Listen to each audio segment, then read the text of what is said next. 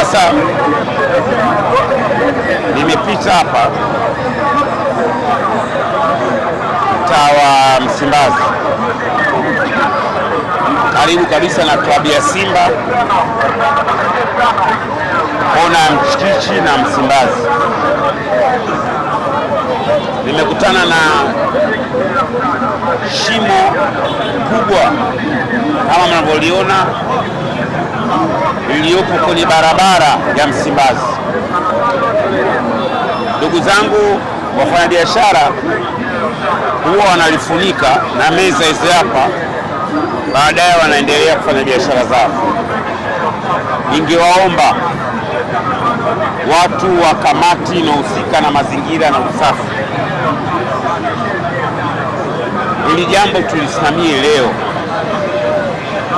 Kesho nitapita tena kukagua, kwa sababu haiwezekani kuwa na shimo barabara, sehemu inabidi isipitike, watu wanajaza matakataka, wafanyabiashara wakimaliza shughuli zao, taka zao, mifuko kama mnavyoiona imejaa ndani ya shimo, na hapa kuna chemba, kwa maji hayaendi kwa sababu ya hizi takataka. Sasa kama mnakusudia kufanya mji wetu uwe safi, kama mnakusudia kuibadilisha Kariakoo, hii sio sawa hata kidogo. Lazima tuchukue hatua, watendaji, na hapa ni mtaa wa Kariakoo Magharibi. Bahati mbaya sana ilikuwa ni jambo la ghafla, lakini ningetamani mwenyekiti hadi alishuhudie, na ipo kwenye kona Mchikichi na Msimbazi.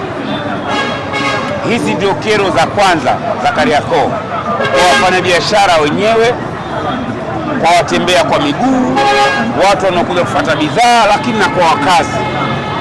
Na pia kwa sababu hivyo katika barabara kubwa, hata magari kupita kwake ni tabu. Shapata ajali, na hapa rahisi mtu kuvunja mguu. Kama hizi meza zitatolewa, manake mtu wa juu anaingia anavunja mguu. Mimi watu wangu hao wameniambia, bwana, hapo kuna shimo kubwa, nikaambia simamisha gari tuingie. Kwa hiyo naomba changamoto kama hii sasa tuzipe uzito, sisi tulopewa dhamana. Yaani ningeomba sana timu ya watendaji ifike hapa kutatua hii changamoto, na ipo karibu na klabu ya Simba, maana useme labda iko mbali. Klabu ya Simba mtaa wa Mchikichi, nyumba inayoangaliana inayofuatia. Naomba jambo tulipe uzito, hii sio sawa hata kidogo. Na kwa kipindi hiki nyinyi kwa biashara, ndugu zangu, ningewaomba acheni kutoa taka mpaka tutakapolishughulikia hili, kwa sababu hebu angalia chemba, maji yatapitaje? Matokeo yake ikinyesha mvua, sasa maji machafu yanakuja juu, barabara haipitiki. Sio sawa hata kidogo. Lakini niwaahidi kwamba hili jambo nimeliona, nitalibeba, na ndani ya siku 2-3 hizi tutakuwa tushalimaliza.